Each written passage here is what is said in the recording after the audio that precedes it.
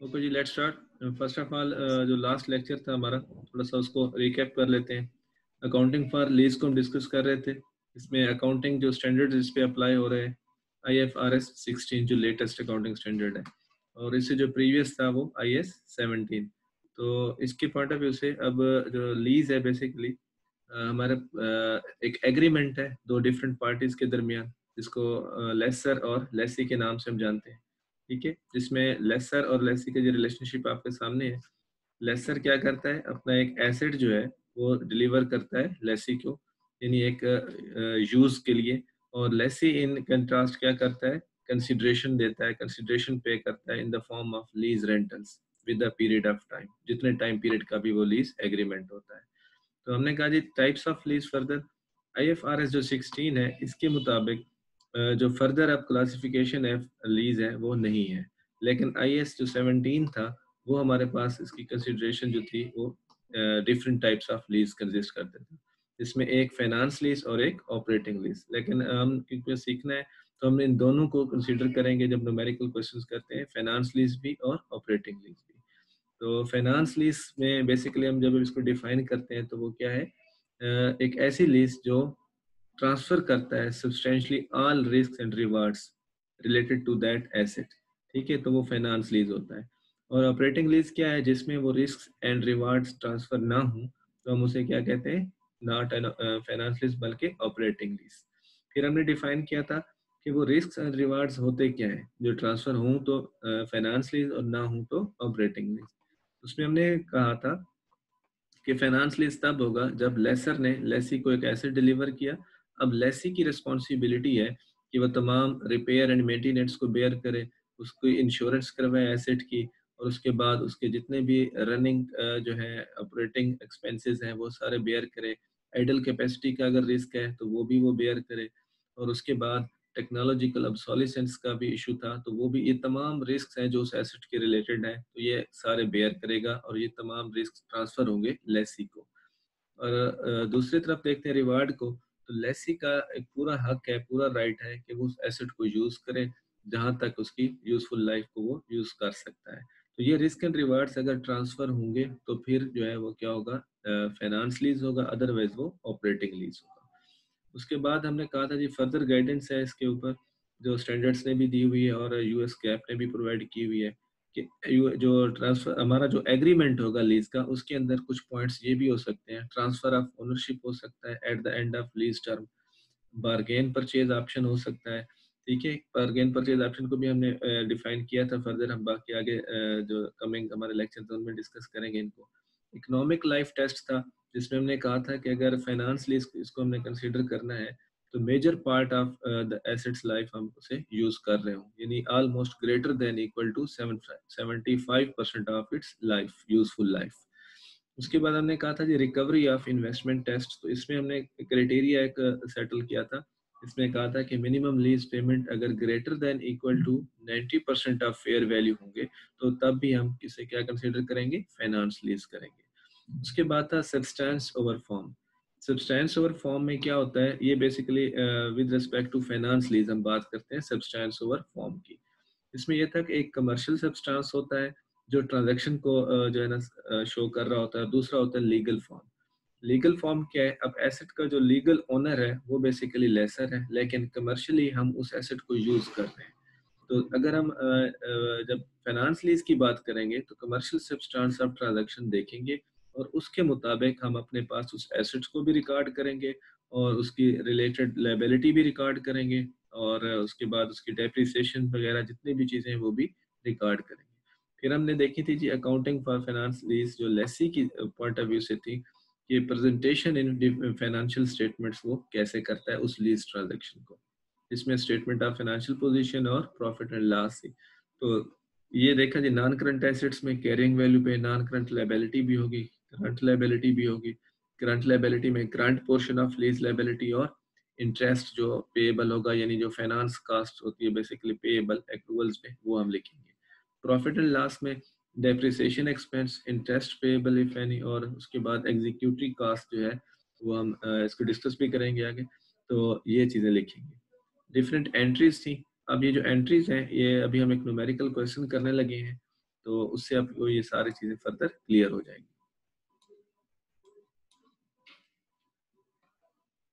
जी, तो ये हमारे पास क्वेश्चन है एक्सरसाइज 21-1 जिस पे आपने थोड़ा सा फोकस करना है। जो जो चीज़ें हमने अभी थ्योरेटिकली रिकैप की हैं लास्ट लेक्चर वाली, तो यहाँ पे हम उनको डिस्कस करेंगे। एक्सरसाइज 21-1 है lessee entries capital lease with unguaranteed residual value. On January 1st, 2014, Warwick Corporation signed a 5 years non-cancelable lease for a machine. अब लीज टर्म यहाँ पर कितना है? 5 years है। The term of the lease called for Warwick to make annual payment of $8,668 at the beginning of the each year, starting January 1st, 2014. The machine has an estimated useful life of 6 years and a $5,000 ungranted residual value. The machine reverts back to the lessor at the end of the lease term. Warwick uses the straight line method of depreciation for all of its plant assets like this machine. Warwick incremental borrowing rate is 10% and the lessor's implicit rate is unknown. Unknown to lessee basically यहाँ पे mention ये किया गया है। Instructions हमें क्या दी गई है जी? First of all, what type of lease is this? Explain. Secondly, compute the present value of minimum lease payments and then prepare all necessary journal entries for B company for this lease through January 1st, 2015.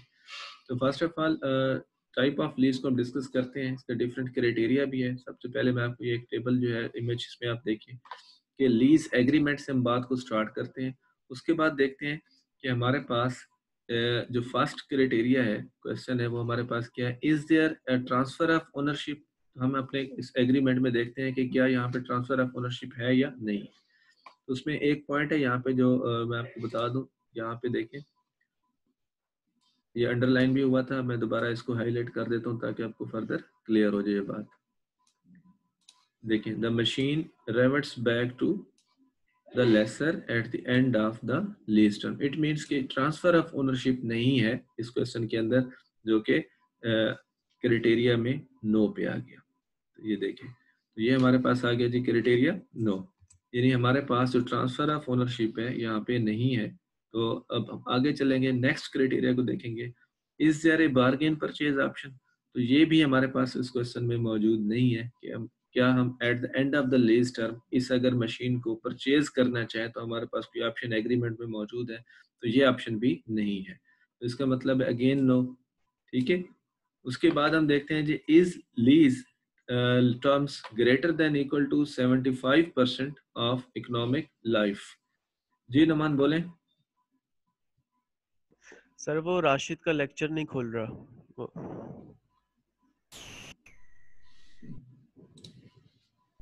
Rashid,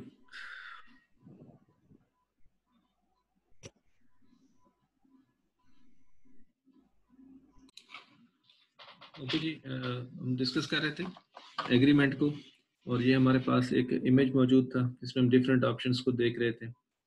transfer of ownership ये मौजूद नहीं था, bargain purchase option ये भी मौजूद नहीं था। फिर हमने एक तीसरा ऑप्शन देखा जी कि भी is lease term greater than equal to 75% of economic life of that asset. तो जब हम इसको चेक करते हैं तो देखें पॉइंट थर्ड पे economic life test, lease terms greater than equal to 75% of useful terms, अगर ये ट्रू है तो then it becomes finance lease.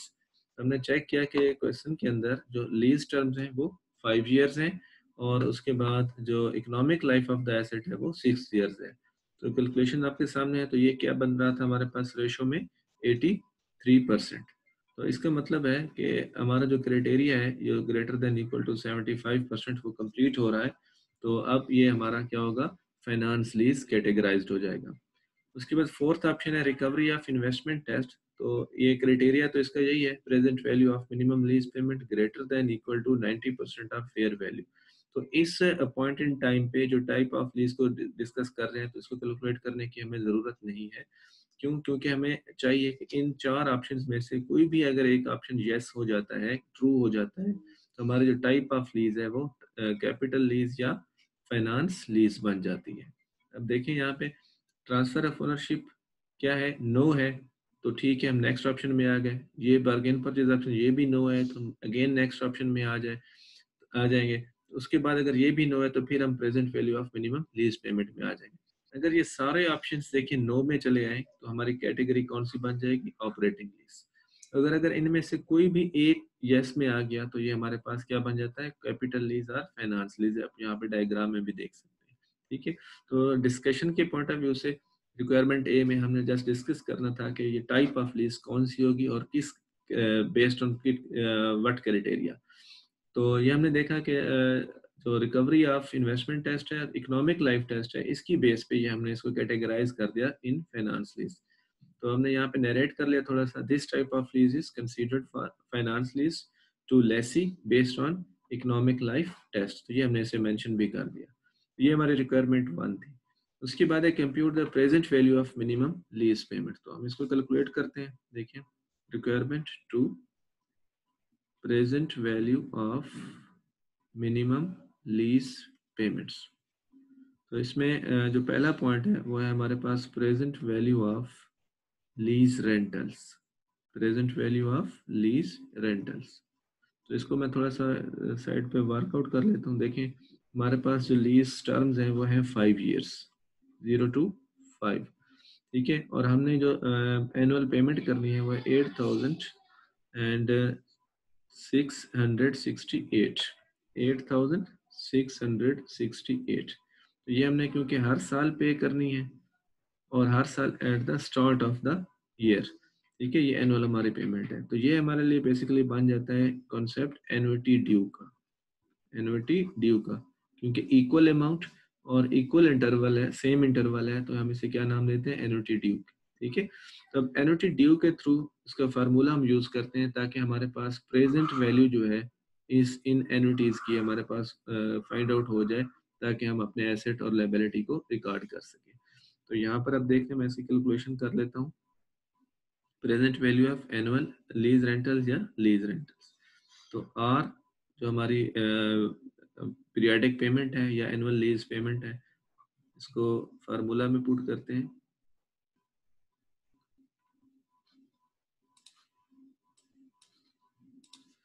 One minus 1 plus i raise to power minus n divided by i, और इसको फिर multiply करना है हमने 1 प्लस आई से। ये वाला जो फैक्टर है, ये जब एनुइटी ड्यू होगा तो हम इसको मल्टीप्लाई करेंगे, अदरवाइज इसको मल्टीप्लाई करने की जरूरत नहीं है। अब यहाँ पर देखें, हमारे पास वैल्यू है 8,668। अब फैक्टर्स पुट करते हैं यहाँ पे, 1 माइनस जो हमारे पास जो रेट है, डिस्काउंट रेट जिसे हम कहेंगे प्रेजेंट वैल्यू कैलकुलेट करते हुए, वो है incremental boring rate is 10% and lesser implicit rate is unknown. इस पे भी बात करते हैं डिटेल में। तो ये वैल्यू कैलकुलेट कर लेते हैं पहले। यह जी 1.10, और लीज टर्म्स हमारे पास है 5 years, then divided by 0.10 and multiplied by 1.10। तो ये हम कैलकुलेट कर लेते हैं जी इसको। 1.10 power -5 divided by 0.10 and then multiplied by 1.10। तो ये जी हमारे पास जो फैक्टर आ रहा है 8668 4.1698 मल्टीप्लाइड बाय 8668। तो ये हमारे पास वैल्यू बन रही है जी $36,144। तो present value of minimum lease payment में जो सबसे पहली बात थी वो हमारे पास क्या थी, present value of lease rentals को कैलकुलेट करना। तो उसमें हमने देखा कि फार्मूला हमने एनुइटी ड्यू का यूज किया और उसके बाद इस वैल्यू को कैलकुलेट किया। उसके बाद इसके अंदर दूसरा जो इंग्रेडिएंट है वो क्या है, to calculate present value of granted residual value. Granted residual value, इसको हम GRV भी बोल सकते हैं। तो क्वेश्चन के अंदर अगर हम इसको व्यू करें तो हमारे पास जो रेजिजुअल वैल्यू मौजूद है वो है जी $5,000 अनग्रांटेड रेजिजुअल वैल्यू। तो इसका मतलब है हमारे पास ग्रांटेड रेजिजुअल वैल्यू है ही नहीं क्वेश्चन में, तो इसकी हम कोई भी प्रेजेंट वैल्यू यहाँ पे यूज नहीं करेंगे। उसके बाद होता है जी present value of bargain purchase option if any. इस क्वेश्चन के अंदर हमारे पास बारगेन परचेज ऑप्शन भी मौजूद नहीं है। उसके बाद है जी हमारे पास again present value of any penalty in case of non renewal. अगर रिन्यूअल का ऑप्शन था और हमने वो नहीं किया तो तब भी ये हमारे पास वैल्यूज यहाँ पे उसकी प्रेजेंट वैल्यू हम कंसीडर करेंगे। तो इस तरीके से ये तमाम अगर आप इकट्ठा इनको करें, सम अप करें, तो हमारे पास जो आंसर आता है वो कहलाता है जी present value of minimum lease payments. तो इस केस में जो हमारे पास present value of annual lease rentals थी, सेम अमाउंट वही हमारी present value of minimum lease payment भी है। ठीक है, तो ये डिफरेंट हो सकती है, यानी एनुअल रेंटल पेमेंट और लीज पेमेंट्स जो है प्रेजेंट वैल्यू डिफरेंट हो सकती है अगर इनमें ये वैल्यूज भी आ जाए तो इस तरीके से हमने ये कैलकुलेट किया present value of minimum lease payment जो हमारी रिक्वायरमेंट 2 थी। ठीक है, अब हम बात करते हैं इंक्रीमेंटल बोरोइंग रेट पे और ये इम्प्लिसिट रेट जो है इन दो पर। इम्प्लिसिट रेट जो है ये क्या है, बेसिकली ये लेसर की तरफ से जो रेट चार्ज किया जाता है जब वो हमें इंस्टॉलमेंट बताता है या ओवरऑल हमें डिफरेंट जो एग्रीमेंट्स के अंदर पॉइंट्स में बताता है, तो अगर वो रेट भी बता दे कि कौन सा उसने रेट डिस्काउंट रेट यूज किया और हमें इंस्टॉलमेंट जो है ना उसने कैलकुलेट करके दी किस वैल्यू पे किस रेट पे, तो उसको हम कहते हैं इम्प्लिसिट रेट जो कि एग्रीमेंट में होता है। ये अगर लेसर का हमें गिवन है, नोन है, तो हमारे पास हम उसको अपनी कैलकुलेशन में लेके आ सकते हैं, उसकी कुछ कंडीशंस है। अदरवाइज दूसरा रेट क्या है हमारे पास, incremental borrowing rate. Incremental borrowing rate इसे हम आईबीआर भी कह सकते हैं। अब आईबीआर क्या है कि अगर फॉर एग्जांपल ये हमारे पास एक एसेट है, हमारे पास ऑप्शन है कि हम इसे परचेज करें या लीज पे ले लें। अगर हम इसे परचेज पे खरीदना चाहते हैं तो हम इसको टाई अप कर रहे हैं कि इसके साथ बैंक बोरोइंग के साथ हम बैंक से लोन ले लेते हैं। ठीक है, और उस लोन को क्या करते हैं, यूटिलाइज करते हैं टू परचेज दैट एसेट। लेकिन टर्म्स एंड कंडीशंस क्या हों जब हम बैंक से लोन बारो करते हैं, same time same terms and conditions, same repayment schedule हो जैसा कि लीज टर्म में है। ठीक है, तो इन टर्म्स एंड कंडीशंस में जो रेट बैंक हमसे चार्ज करता है तो हम उसको कहते हैं इंक्रीमेंटल बोरोइंग रेट। यानी सेम टर्म एंड कंडीशंस जैसा कि लीज का पेमेंट का शेड्यूल है रीपेमेंट का, सेम उन बैंक बोरोइंग्स का रेट हो, सेम उन बैंक बोरोइंग्स का शेड्यूल रीपेमेंट हो, तो तब हम उसको कहते हैं इंक्रीमेंटल बोरोइंग रेट। तो इम्प्लिसिट रेट और इंक्रीमेंटल बोरोइंग रेट। अब यहाँ पे क्योंकि हमें जो इम्प्लिसिट रेट है नोन ही नहीं है लेसी का, लेसी को लेसर का जो इम्प्लिसिट रेट है नोन ही नहीं है, तो लेसर जो है फिर अब लेसी इसमें क्या करेगा, अपना आईबीआर का जो रेट है वो यूज करेगा। अगेन मैं इसको रिपीट कर देता हूँ, लेसर का जो इम्प्लिसिट रेट है वो अननोन है टू लेसी। तो इस केस में लेसी क्या करेगा, जो अपना इंक्रीमेंटल बोरोइंग रेट है वो यूज करेगा। ठीक है, तो उसने जब इंक्रीमेंटल बोरोइंग रेट यूज किया तो उसको हमने यूटिलाइज करते डिस्काउंट रेट के तौर पर, तो हमने present value of minimum lease payments calculate कर ली। ठीक है, अब हम रिक्वायरमेंट सी की तरफ आते हैं। उसमें हमारे पास कहा गया था prepare all necessary journal entries. तो रिक्वायरमेंट सी की तरफ हम आते हैं, जर्नल एंट्रीज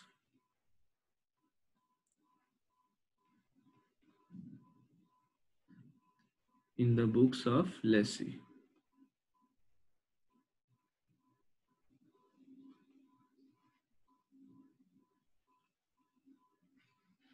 अच्छा जी, फॉर द ईयर 2015 सबसे पहले जनवरी 1 2015 को जो एंट्री होगी हमारी वो क्या होगी, ये जो present value of minimum lease payment हमने कैलकुलेट की है इसके ऊपर हम इस एसेट को रिकॉर्ड करेंगे। ठीक है, तो यहाँ पर हम लिखेंगे जो अब स्टैंडर्ड है IFRS 16 वो इसको नाम देता है right of use asset, right of use asset. और हम यहाँ लिख लेंगे मशीन है, इक्विपमेंट है, जो भी एसेट है उसका नाम लिख लेते हैं। और यहाँ पर मेंशन कर देंगे लीज लायबिलिटी जो कि फाइनेंस लीज हमने कंसीडर किया, जिसको फाइनेंस लीज।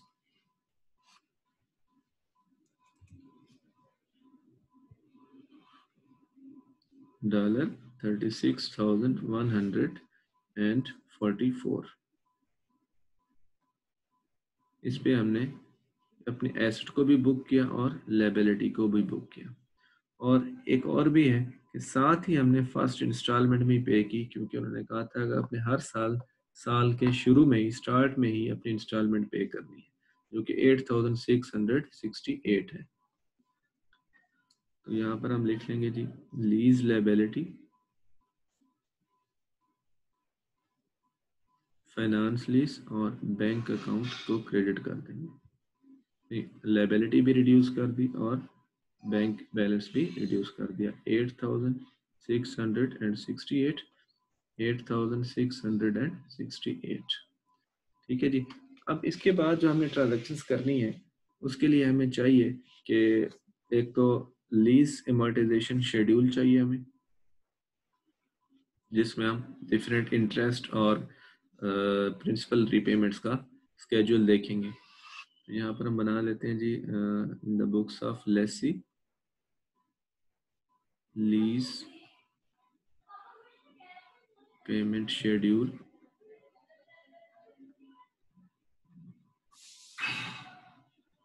और इफेक्टिव इंटरेस्ट मेथड। इसमें ये मेथड यूज होगा, इफेक्टिव इंटरेस्ट मेथड।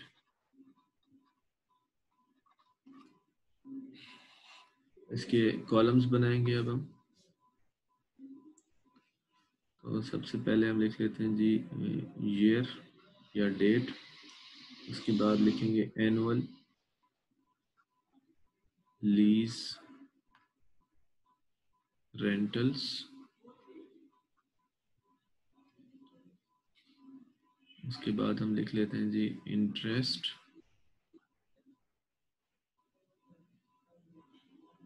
जो डिस्काउंट रेट यूज किया हमने, सपोज इसमें 10% है। उसके बाद reduction in liability. Reduction in liability का बेसिकली मतलब ये है कि आप जो प्रिंसिपल पेमेंट पे कर रहे हैं, रीपे कर रहे हैं, वो अमाउंट। उसके बाद कैरिंग वैल्यू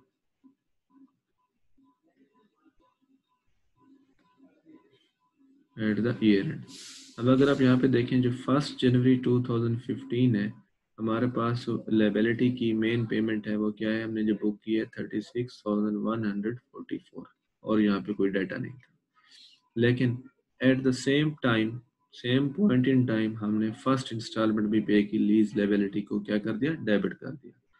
ये देखें 8,668, लेकिन अब इसमें इंटरेस्ट शामिल नहीं होगा, क्योंकि यहाँ पे कोई टाइम गैप नहीं है। टाइम वैल्यू ऑफ मनी की कंसेप्ट के थ्रू सेम टाइम हमने क्या कर दी, पेमेंट कर दी, तो हमने कोई बारोइंग, कोई फंडिंग यूज ही नहीं की।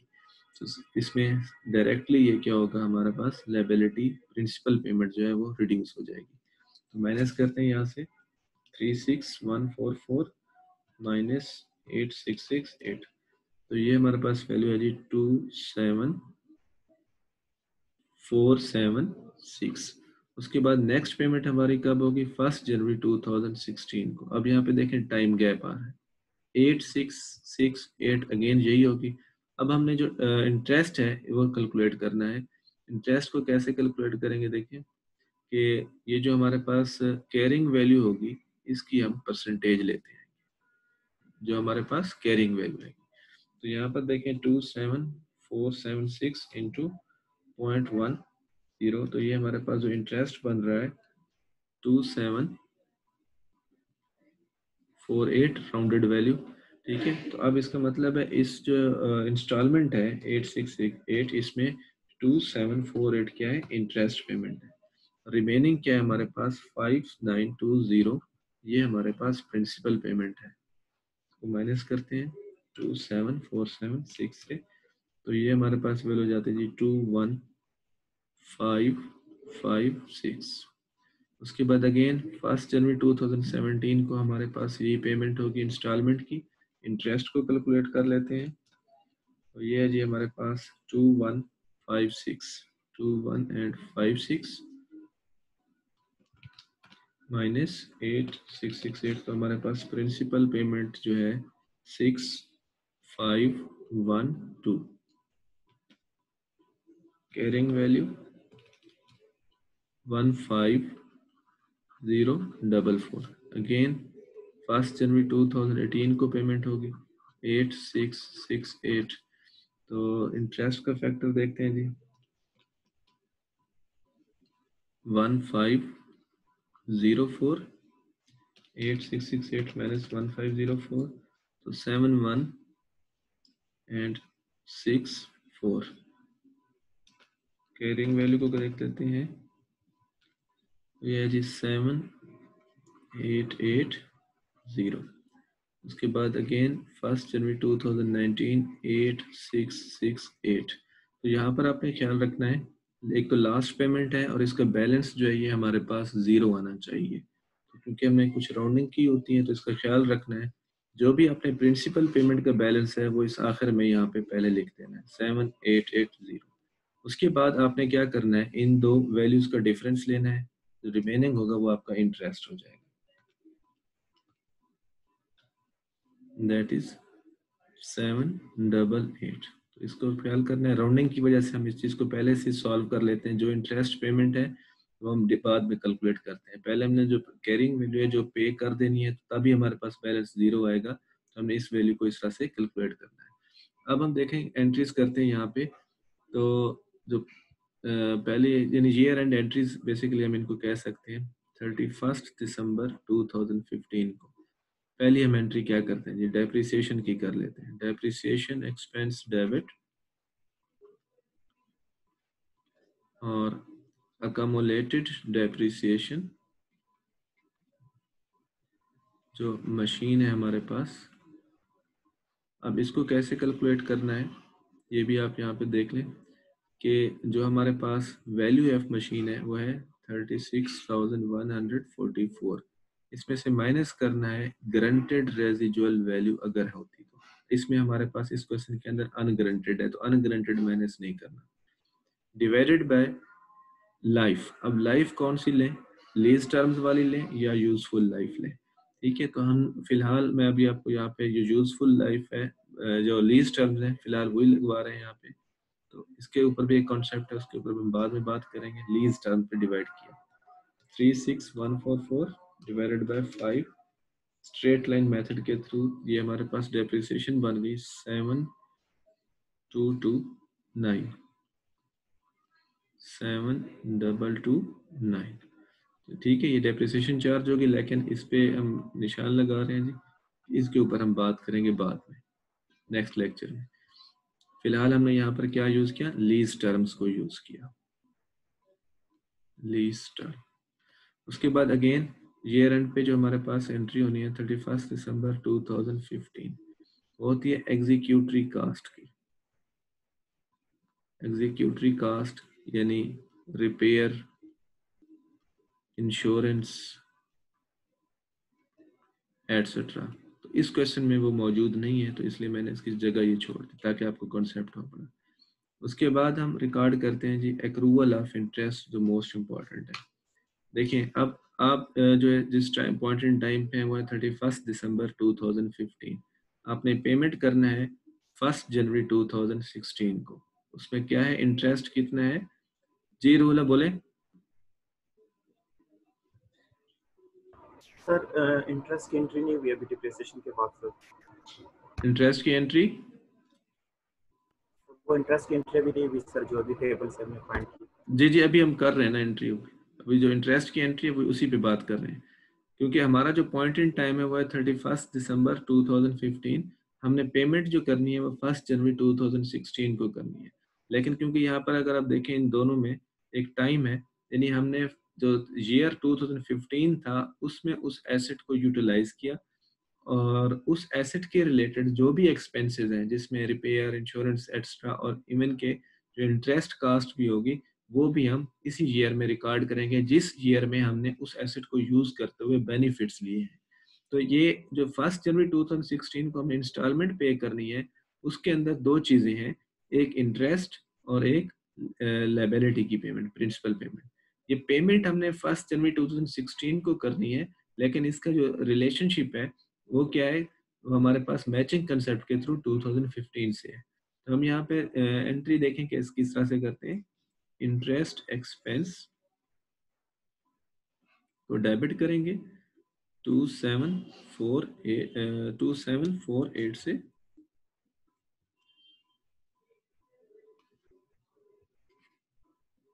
2748 और इंटरेस्ट पेएबल लिखेंगे क्योंकि ये पे हमने 1 जनवरी 2016 को करना है।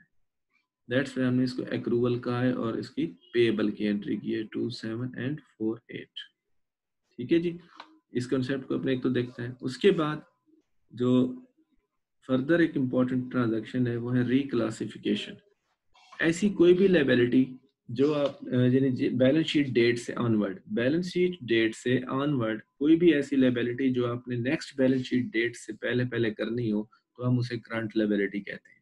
ठीक है, और अगर balance sheet next balance sheet date के बाद पे करनी हो तो non current liability.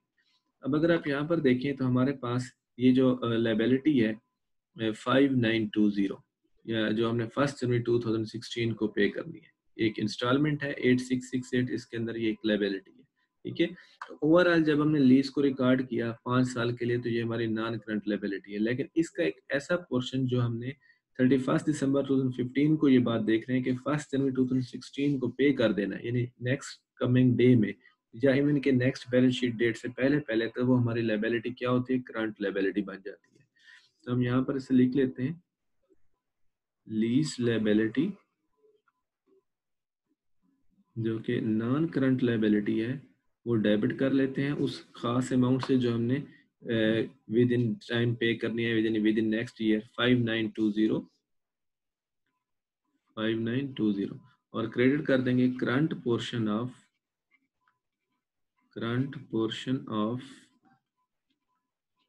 Lease liability, that is 5920। Last entry closing entry हम इसको कहते हैं, सॉरी ये 15 था।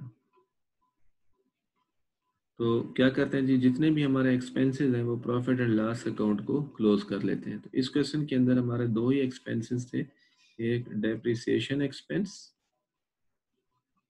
और दूसरा इंटरेस्ट एक्सपेंस, क्योंकि ये इस ईयर से जो है ना रिलेट करते थे और हम अपने प्रॉफिट एंड लॉस में इनको पार्क करेंगे। तो इंटरेस्ट एक्सपेंस जो है वो है 2748 और जो डेप्रिसिएशन है 7229।